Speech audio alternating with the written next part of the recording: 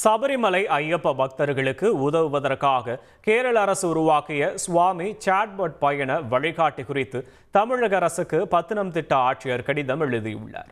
சபரிமலையில் பக்தர்களுக்கு அவசர உதவிகள் தேவைப்பட்டால் சுவாமி சாட்பாட் பயண வழிகாட்டி வாயிலாக உடனடியாக உதவியை பெறலாம் என கடிதத்தில் தெரிவிக்கப்பட்டுள்ளது.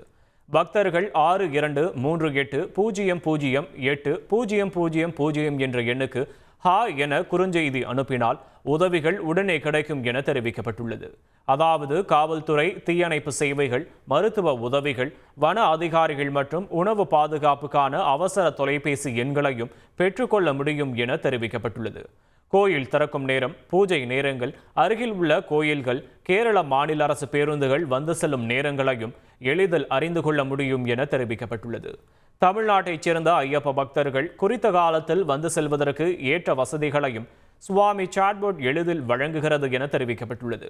இதற்கிடையே கோயிலுக்கு 5 நாட்களில் 2,80,000 பக்தர்கள் சாமி தரிசனம் செய்துள்ளனர்.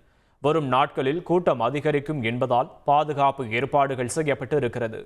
ஐயப்பனை தரிசிக்கும் பக்தர்கள் மாளிகைபுரத்து அம்மனையும் தரிசித்து செல்கின்றனர்.